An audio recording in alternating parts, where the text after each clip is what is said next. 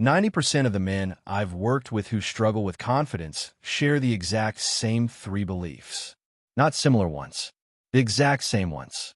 Word for word, these irrational thoughts show up like clockwork, which means if I can show you what they are, you can spot them in your own thinking. And when you spot them, you can destroy them. Let me show you how. Look, I'm going to be straight with you. I've spent my entire career studying one thing: why smart, capable people feel like crap about themselves. And what I discovered is this: it's not your childhood, it's not your genetics, it's not even your circumstances. It's your beliefs. Specifically, three core irrational beliefs that destroy confidence from the inside out. Here's what you're getting in the next 25 minutes. I'm going to show you exactly what these three beliefs are, why they're completely irrational, and most importantly, how to challenge them. Not with positive thinking, not with affirmations, with logic, with evidence, with rational thinking that actually sticks. By the end of this, you'll be able to catch yourself when these beliefs show up. And when you catch them, you can challenge them. And when you challenge them, your confidence comes back.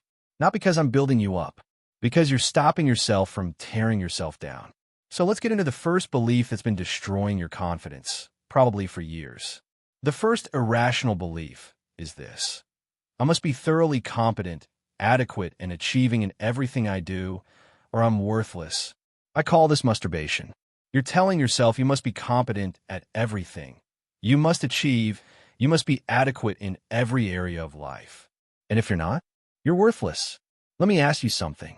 Where did you get this rule? Who wrote this law that says you must be perfect? Think about it. Really think about it. There's no cosmic rulebook that says you have to be thoroughly competent at everything you do. None. Zero. It doesn't exist. But you act like it does. You walk around with this belief rattling in your skull, and every time you're not perfect at something, you beat yourself up. You tell yourself you're inadequate. You tell yourself you're not good enough. And your confidence? It goes right down the drain. Here's the thing. You're setting yourself up for guaranteed failure. It's mathematically impossible to be competent at everything. Nobody is. Einstein couldn't dance. Michael Jordan couldn't play baseball professionally. You get to be good at some things and mediocre at others. That's called being human. But you don't accept that, do you? You think you're the exception. You think somehow you should be able to master everything. And when you can't, you conclude there's something wrong with you.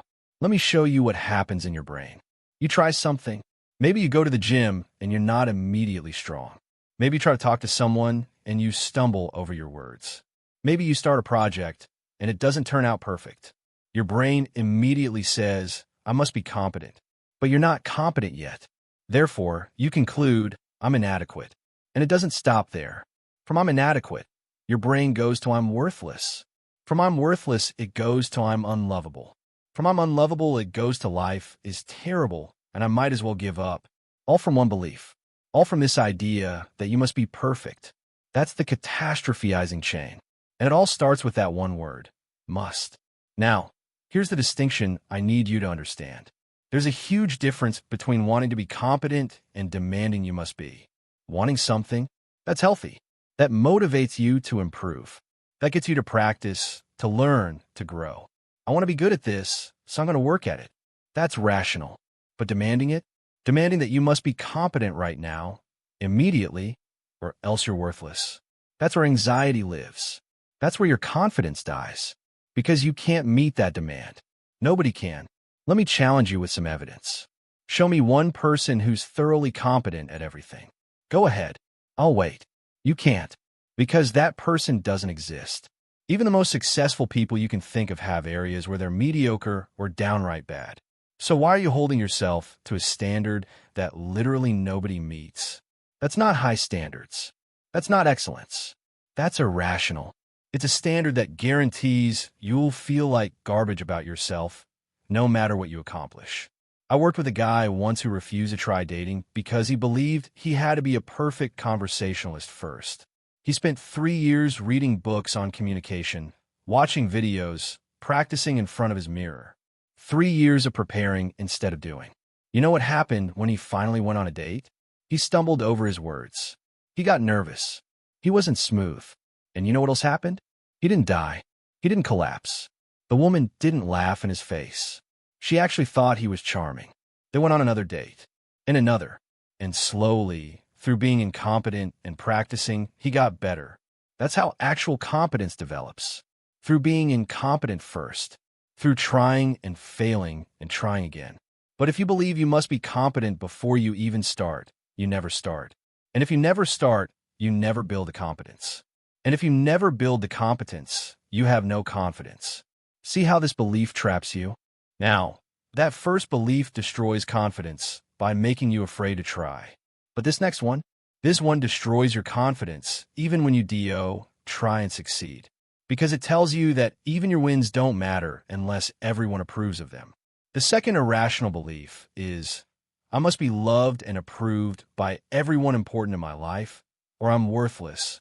This is the belief that kills confidence faster than anything else I've seen. You believe that you must have the love and approval of every significant person in your life. Not that you like it, not that you prefer it, that you absolutely must have it. And without it, you're worthless. Here's the problem with this belief. You just gave away all your power. You made your self-worth dependent on other people's opinions. You handed the keys to your confidence over to everyone around you and said, here, you decide if I'm valuable or not. And other people, they're irrational too. They have bad days. They have their own problems. They have their own biases and prejudices and issues. They project their insecurities onto you. They change their minds for no reason. And you're basing your entire sense of worth on what these unpredictable, irrational people think of you. That's insane. But you do it anyway. Let's look at the math. Even if you could get everyone's approval today, right now, this very second, you'd have to maintain it forever. People change their minds. People have moods. You'd spend your entire life managing everyone else's opinions of you. Every decision you make, you'd have to think, will this person approve? Will that person be happy with me? What will they think? That's not confidence. That's slavery. You're a slave to everyone else's opinions. And here's the kicker. You can't even get everyone's approval. It's impossible. Some people won't like you no matter what you do. Some people will disapprove of you for reasons that have nothing to do with you. Maybe you remind them of someone who hurt them. Maybe they're jealous. Maybe they just prefer different types of people. You know what rejection actually means? It means someone doesn't prefer you. That's it. That's all it means. It doesn't mean you're defective. It doesn't mean you're unworthy. It doesn't mean anything about your fundamental value as a human being. A woman rejects you? She's not attracted to you. That's her preference. A job turns you down? They chose someone else who they thought was a better fit. That's their preference. Neither of these things makes a statement about your worth. But you take it personally, don't you? You make it mean something about you. She rejected me, therefore I'm unlovable. They didn't hire me, therefore I'm incompetent. That's your irrational belief talking. Let me give you a distinction that'll change your life. There's nothing wrong with wanting people to like you. I want people to like me. It feels good when people approve of you. I'm not saying you should become a jerk who doesn't care what anyone thinks. But there's a massive difference between I'd prefer people approve of me and I must have everyone's approval or I'm worthless. One gives you flexibility. One gives you freedom. The other gives you anxiety and destroys your confidence. When you prefer approval but don't need it, you can be yourself. You can speak your mind. You can take risks. You can try new things. And if someone doesn't like it, that's okay. It's disappointing, but it's not devastating. When you demand approval, when you need it to feel okay about yourself, you become a chameleon.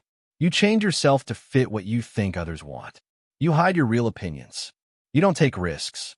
And even when you do get approval, it doesn't satisfy you. Because deep down, you know they're approving of the fake version of you, not the real one. Here's what's wild. The more you need approval, the less you get it. People can smell desperation. When you're constantly seeking approval, when you're always trying to please everyone, you come across as needy, as weak, as insecure. And people don't respect that. But when you don't need approval, when you're comfortable with yourself, even if others disapprove, that's when people respect you. That's when they're drawn to you, because you have something they want. You have confidence that comes from within, not from them. I worked with a client who wouldn't speak up in meetings because he needed everyone's approval. He'd spend hours before each meeting crafting the perfect thing to say. He'd rehearse it. He'd imagine every possible response. And then in the meeting, he'd never say it, because he couldn't guarantee everyone would approve. When we finally challenged this belief, when he finally accepted that he didn't need everyone's approval, something changed. He started speaking up. And you know what happened? Some people agreed with him. Some people disagreed. Some people didn't care either way. And he didn't die. He didn't get fired. He didn't become a social outcast. He just participated in meetings like a normal human being. And his confidence? It shot up. Not because everyone approved of him, because he stopped needing them to. So those first two beliefs, they're about how you perform and what others think. But this third one is the most vicious of all, because this one tells you that when bad things happen, and they will, it's absolutely awful, terrible, and you can't stand it. The third irrational belief is, life must be easy and people must treat me well. When things go badly, it's awful, terrible, horrible, and I can't stand it. I call this awfulizing. Something bad happens. You get rejected. You fail at something. Someone treats you poorly. Someone criticizes you. And your brain immediately jumps to, this is awful. This is terrible. I can't stand this. But here's the truth. It's not awful. It's inconvenient. It's frustrating. It's disappointing. It's unpleasant. But awful? Awful is war. Awful is famine. Awful is terminal illness. Awful is watching your child die. Getting rejected by someone you liked? That's not awful. That's just unpleasant. But you act like it's the end of the world. You catastrophize. You make it into something it's not. And in the process, you destroy your confidence. Because if normal life difficulties are catastrophes, then of course you have no confidence. You're living in constant fear of the next catastrophe. Listen to how you talk about setbacks. This is terrible. This is the worst thing ever. I can't handle this. My life is ruined. It's over. Every time you use that language, you're convincing yourself that normal life difficulties are unbearable catastrophes. And if everything is a catastrophe, you become afraid of everything. Afraid to try. Afraid to risk. Afraid to put yourself out there. Because what if something bad happens? What if you fail? What if someone rejects you? That would be awful, and you can't stand it, so better not try. Let me challenge you on something. You say, I can't stand this all the time, but you're standing it. Right now, you're literally standing it while you say you can't. What do you mean is I don't like this? Well, yeah, nobody likes rejection or failure or disappointment. But not liking something is completely different from not being able to stand it. You can stand it. You're standing it. You've stood everything life has thrown at you so far. You're still here, still breathing, still functioning. That's proof that you can stand it. Now, here's where people get confused. They think I'm saying bad things don't matter, that you should just be okay with everything. That's not what I'm saying. Bad things do matter. Rejection hurts. Failure is disappointing. Being treated poorly sucks. I'm not denying any of that. What I'm saying is that these things aren't catastrophes. They're problems. And problems can be solved or endured. But catastrophes? Catastrophes are unbearable. And if you treat every problem like a catastrophe, you make yourself helpless. There's another piece to this belief. The fairness part. But it's not fair. You're right. Life isn't fair. People should treat you well, but they don't always. That's reality. When you demand that life must be fair and people must treat you well, you're setting yourself up for constant disappointment and rage. Because life isn't going to bend to your demands. People aren't going to suddenly become perfect. Bad things are going to happen. And if your belief system says that's awful and unbearable, you're going to spend your whole life being miserable. Here's how this destroys confidence. If you believe that difficulties are awful and unbearable, you become afraid of them. You avoid challenges. You stay in your comfort zone. You don't try new things. You don't take risks. And when you avoid challenges, you never build actual competence. And without competence, without experience handling difficulties, you have no real confidence. Your confidence becomes this fragile thing that shatters the moment something goes wrong. Think about learning to ride a bike. You get on a bike. You fall. It hurts. Now, a kid with this catastrophic belief says, this is awful. I hate this. I can't do this. This is the worst. And he quits.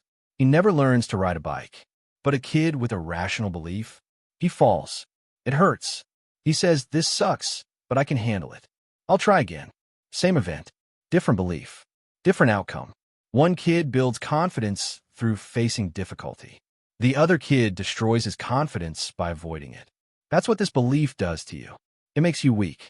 Not because you are weak, but because you convince yourself that normal difficulties are unbearable. And if they're unbearable, you can't face them. And if you can't face them, you don't grow. And if you don't grow, you have no confidence. Okay, so now you know the 3 beliefs that are destroying your confidence. But knowing isn't enough. You need to know what to do about them. That's what we're covering now. The actual technique for challenging these irrational beliefs. I developed something called the ABC model. It's simple, but it works. A is the activating event. Something happens. C is the consequence. How you feel and behave afterward. Most people think a cause is C. Event causes feeling. Something bad happens, so I feel bad. But that's wrong. There's A, B. B is your belief about the event. The event doesn't make you feel bad. Your belief about the event makes you feel bad. Change the belief, change the feeling. That's the whole game. Let me give you an example. Let's say a woman rejects you. That's A, the activating event. You feel terrible and you avoid dating for months. That's C, the consequence. Most people would say, well, of course I feel terrible. She rejected me. The rejection caused my feelings. But that's not what happened. B is where the action is. B is you thinking, she rejected me, which means I'm not good enough, which means I'm unlovable, which means no woman will ever want me, which means I'll die alone. That's the belief creating your feelings, not the rejection itself. How do I know? Because 2 different people can experience the exact same rejection and have completely different feelings about it. One guy gets rejected and spirals into depression. Another guy gets rejected and shrugs it off and tries again the next day. Same event, different beliefs, different consequences. Once you identify B, once you catch that irrational belief, you dispute it. That's D. You ask yourself 3 questions. Where's the evidence for this belief? Is it logical? Is it helpful? Let's take that rejection example. You're thinking, she rejected me, which means I'm unlovable. Where's the evidence for that? One person didn't want to date you. That's the evidence. Does that prove you're unlovable? No.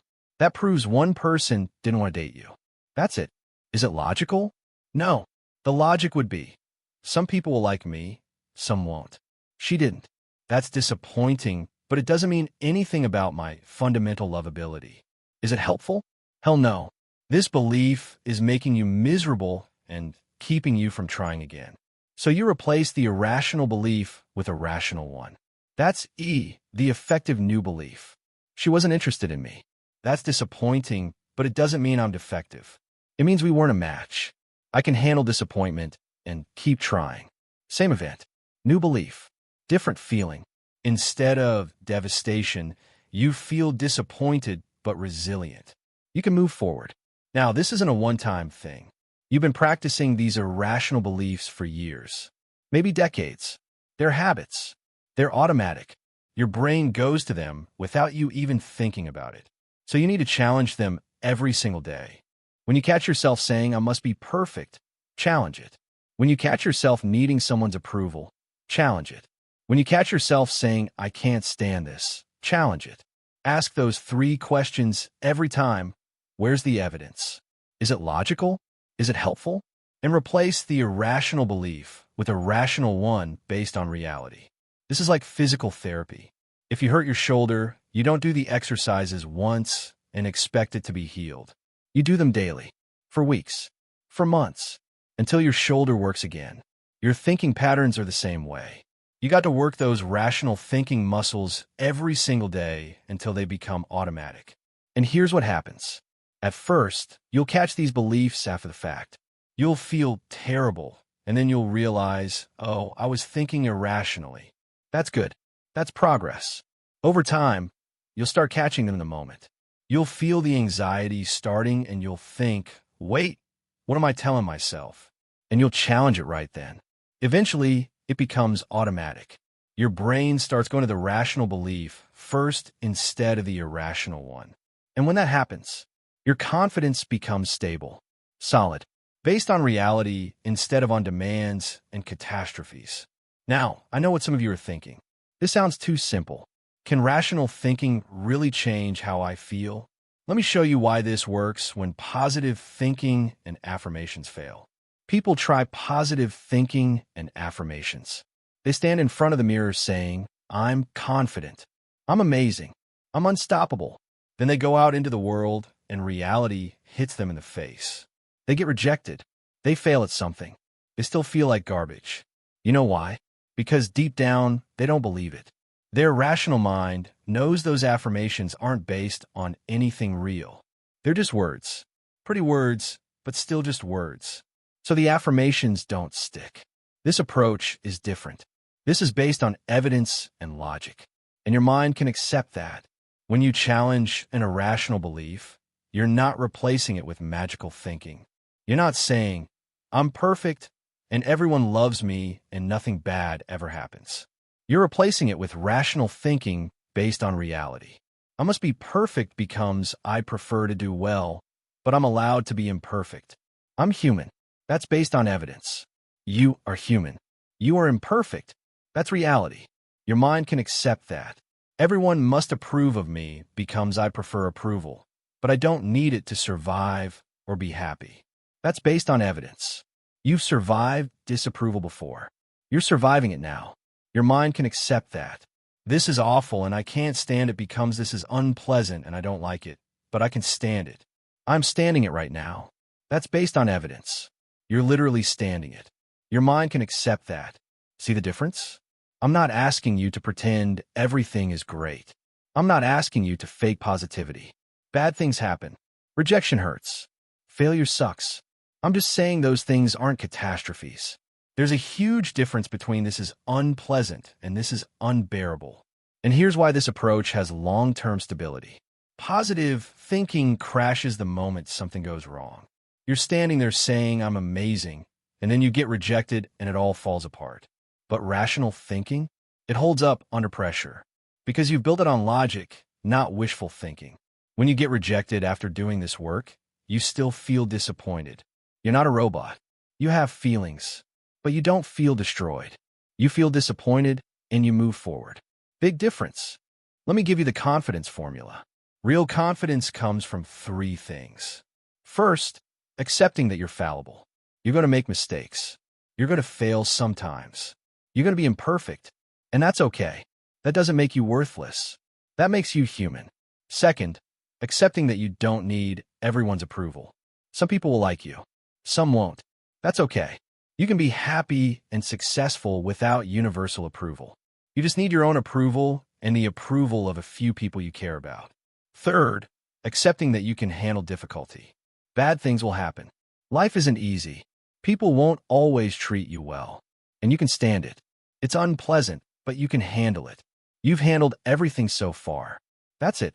Not perfection, not universal love, not an easy life, just acceptance of reality as it is. And when you accept reality, when you stop demanding it be different, you become confident because you're not afraid anymore. You're not afraid of being imperfect. You're not afraid of disapproval. You're not afraid of difficulty. Those things might happen, and you'll handle them. That's confidence. Think about building a house. Positive thinking is like building on sand. It looks great for a while. The house is pretty.